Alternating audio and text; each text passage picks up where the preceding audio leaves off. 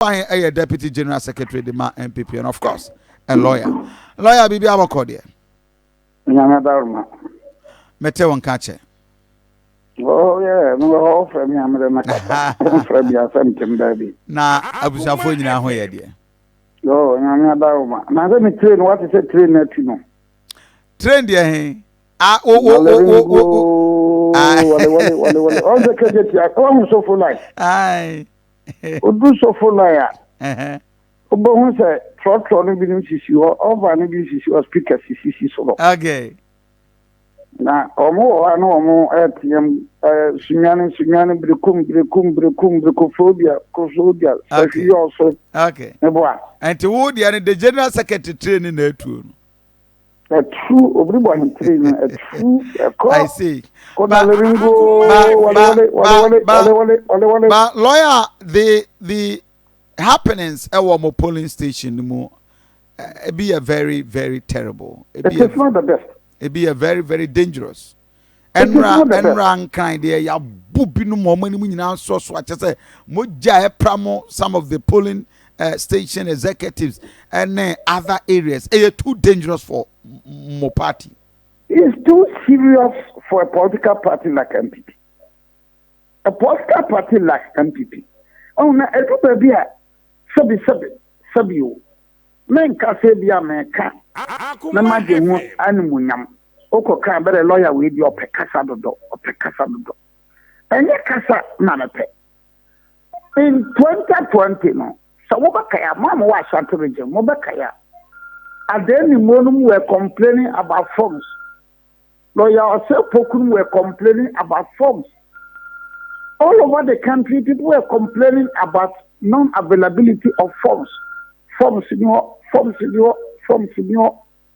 Enna mekano won koko in 2020. So Yanwe MPP, NDC. Mon sorry, more year mon forms mon ton online. 2020, April 2020, mekano won koko. As usual, I'm not for branded me. He talks too much. He's talkative. He is this. Obiri Boahen is this. Meh. Oh, no, I will cannot. A tribunum. A token or crema a tribunum. Near all kinds of the casa. Or to say. You've been following my lifestyle in this country very well. Me are very consistent. Me are very principled. Me are very honest. A party like MPP, a kita for and that would tell you, like I said, MPP crown, Oko, KNUST Tesco, and now Akoma University Tesco, Oko Akoye, Apiamenka University Tesco, and now even College of Education Tesco, Oko and answer forms. Tona, one shall be online. It's not or download. No, must sell it. The beer so good yes can what you no submit. Acquisition of forms so that make it 2020. In fact, it started in 2018.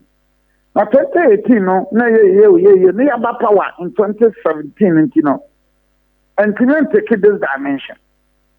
Say yeah, because imagine. You have a place like Bantama, Quadaso, Inshaeso, named them, Ejoso, MPP team now 50,000, MPP team now 40,000, 70,000. And to walk on forms, Master, what the best 100 forms of crack and Nedekwa. Master, won't solve a problem. In fact, you take constituency meetings at Quadaso. Quadaso Kaya, the last one I mean, no. Now Quadaso equity about 194 polling stations. 194 polling stations. It is all the 200 forms Quadaso. It's a recipe for chaos. It's a recipe for chaos. For 194.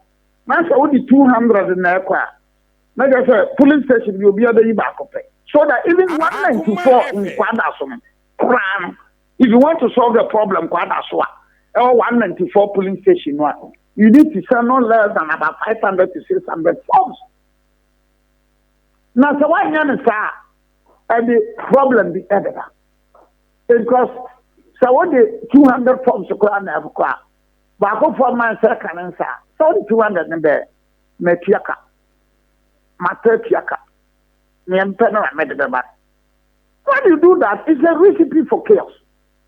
When you make such brilliant submission, this is David, Opekasa Dodo, and yes, I'm not here.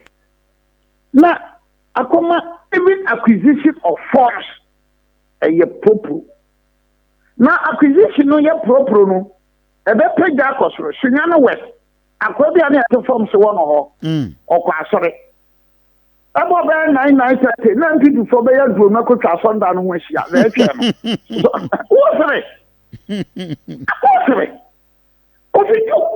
Self-inflicted. Oh, France or them, Momra. That's of course, upon your lawyer to say, see what we near. See what for your Panama and Legion of Maria. Number upon a certain person and you don't get the non quite happen anymore. Online. Also, the fear that I mean on some bed, and say, you're then online. Maybe to other young and says young. Oh, society is make us in 2020. No, my common people, MPP and this. I am telling you, this is a case of Mobako primary. So, Omokoyana Sapa. A similar scenario, this. Yabu can Yakasana Yeto, and your post to be my Yeto. And yet, the baby na yeto, and a crown na yakon. Not now for Yasupa MP. Akoma FM. Na young fana super.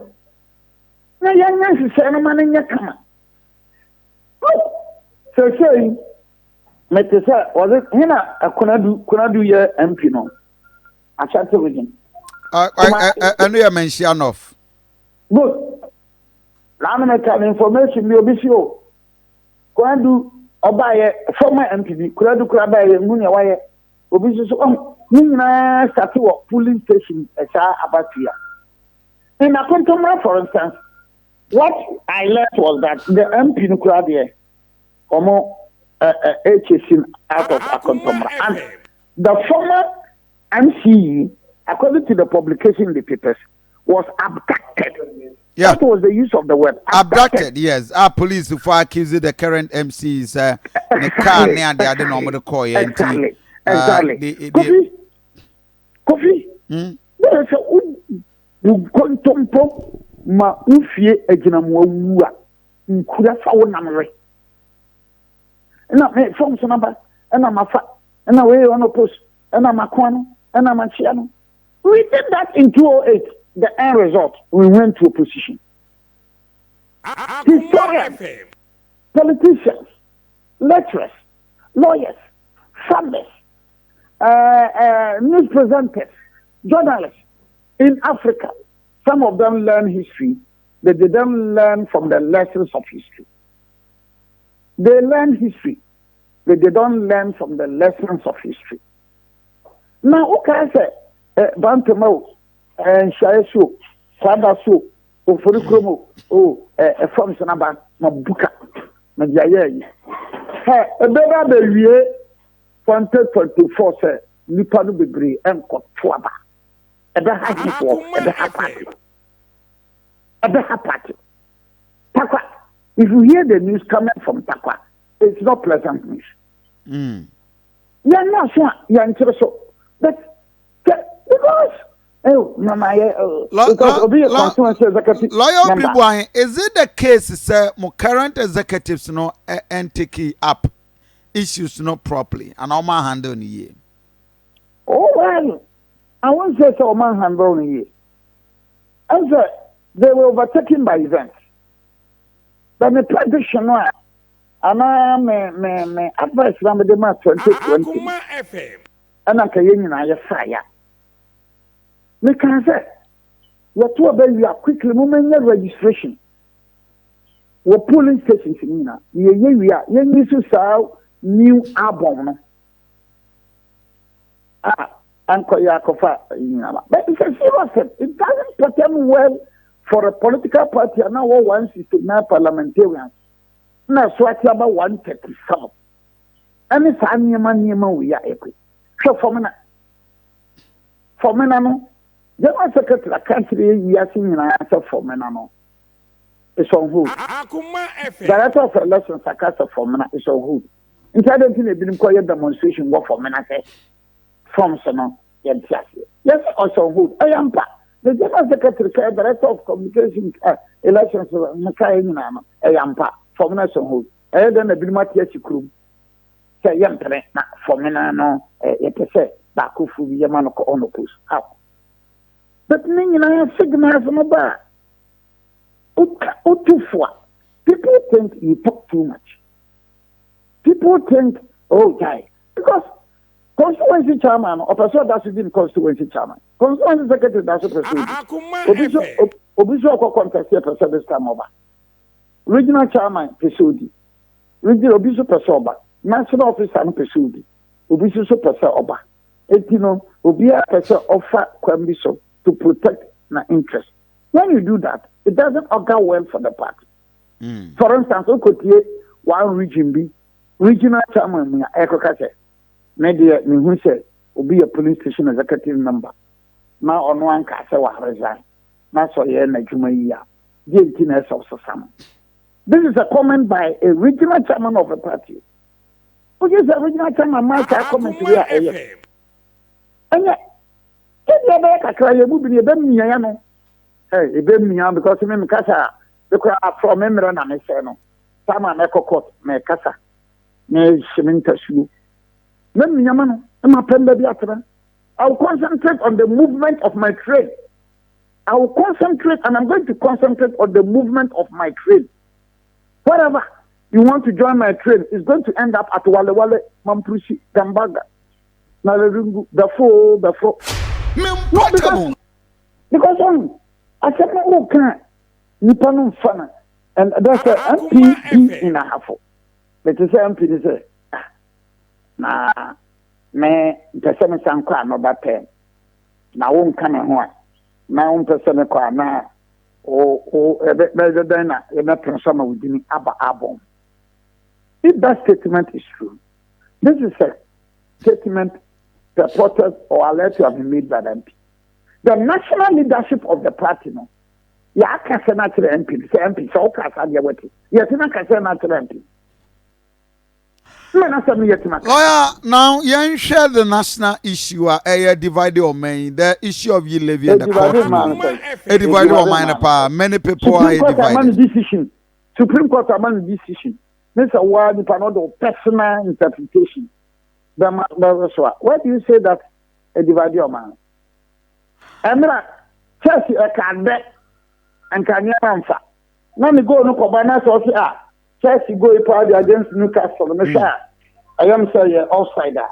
Because Utie, the former president John Dramani Mahama, was saying it's very, very unfortunate and on your surprise. You got even Utie the assembly by Accra, the president and in Amunchain.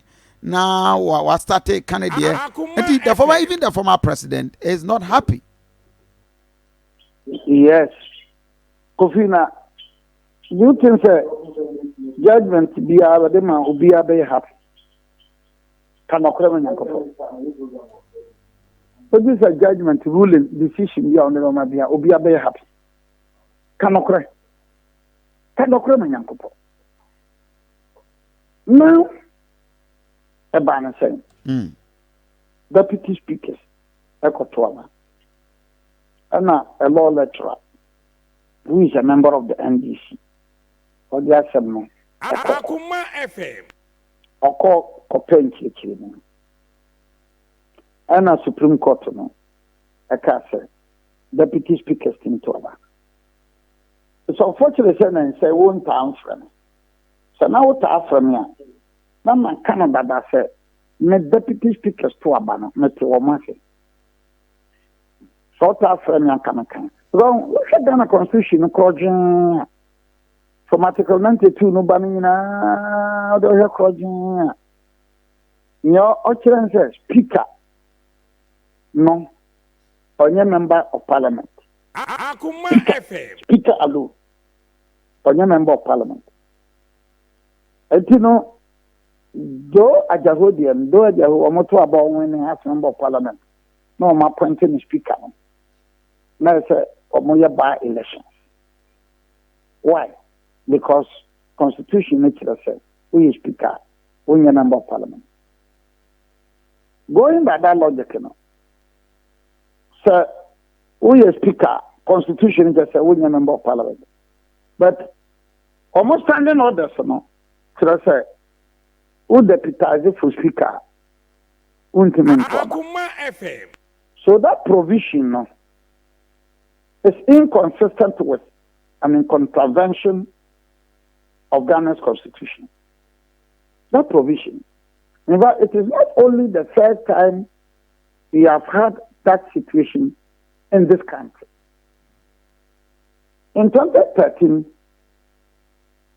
what happened was that Electoral Commission, says Ukuta Health Insurance cover, ubetimi a register as a voter. Parliament agitum. Akoma FM.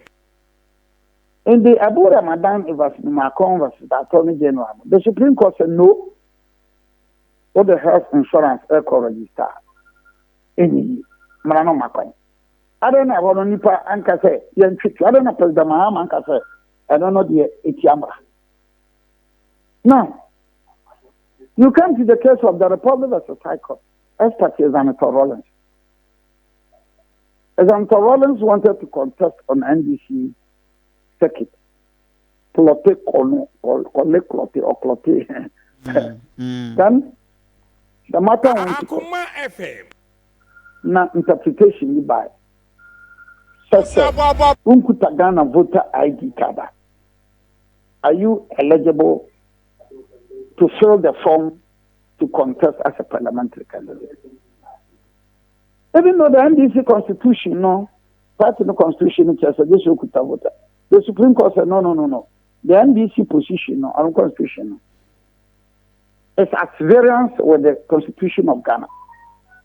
So in Zanetowski's, the Supreme Court, by a majority of territory, agreed that Zanetowski, as party, actually. Now, that is not the end of it. You have judgment versus the Attorney General. That is 1997-98 Supreme Court of Ghana law report. After the 1996 December about one, that's about appointing ministers. Now, President Rawlings, the president, the NDC as the party in power, appointed Osho Champo and Nubino. At that time, Osho Champo was the minister for parliamentary affairs. Because after 92, about one, Omeyan parliamentary affairs. So Osho Champo and me are saying, and a young converting view. Parliament is converting. When the Supreme Court, the judgments and the others referred the matter, the Supreme Court said, no, you must go for vetting. You must go for vetting. Yeah. But about 1980, Dr. Kwame Amakotofo, President Attorney General. Yeah. In that one, President Hillary Mam, the two President Obeswe Hillary Man, or Man Kuta, Bible swear as the president. In that case, Nana Akufo-Addo was the part of the Chachukata, where the council for Amakotofo.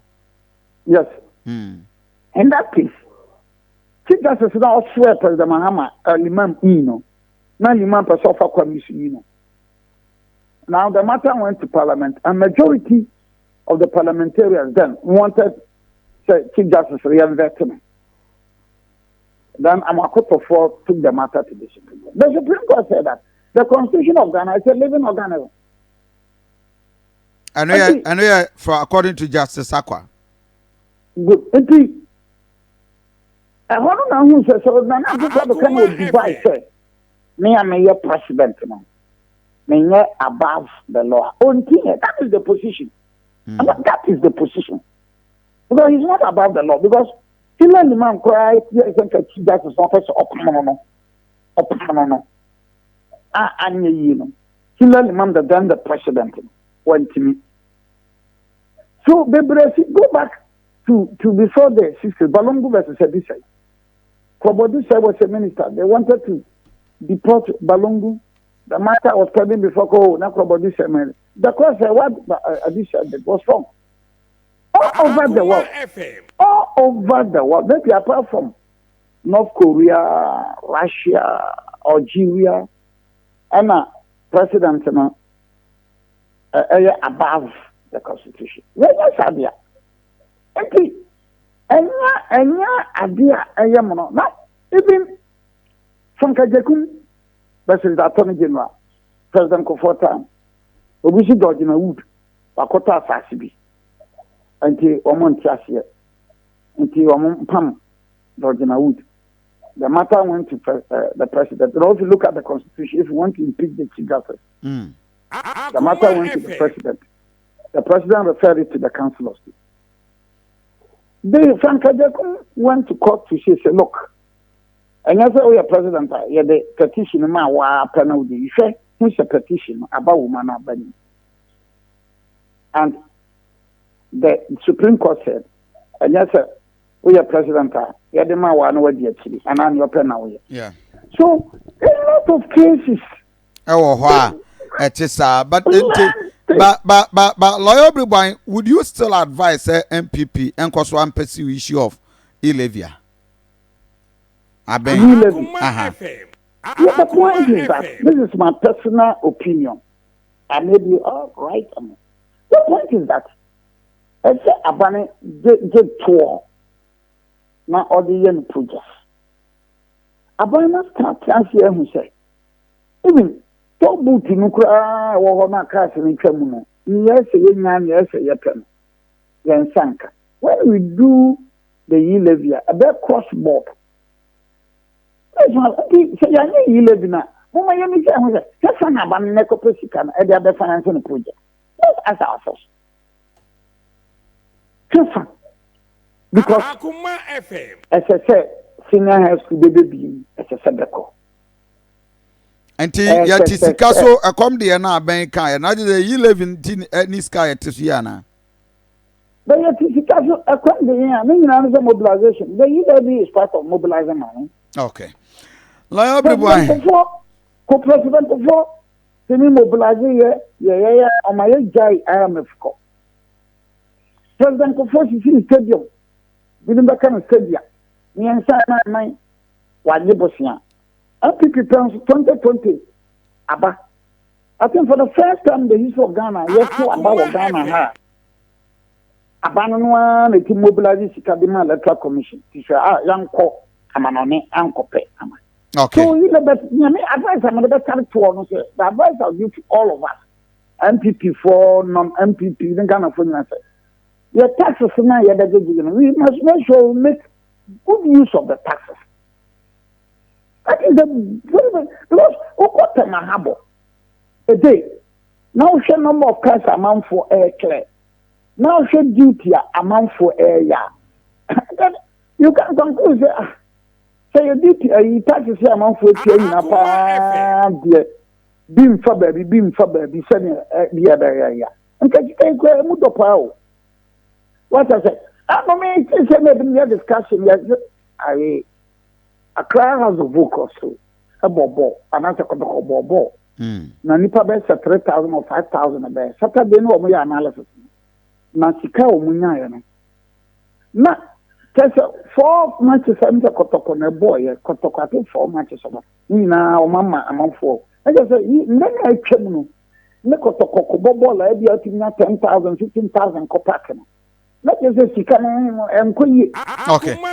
Lawyer Obiri Boahen no pay mama na wase wa ha. I'm more than grateful. Maybe you feel it's a percentage in the was fine. Okay. Fine. But if we don't implement E-LEVY, how are we going to mobilize revenue? Thank you. That is it. But Omain Peninfono Obia Canada. But Obolo, we share the videos I would share and from our road, the carnage and everything. And here, we have a lot to do, and Omain the responsibility.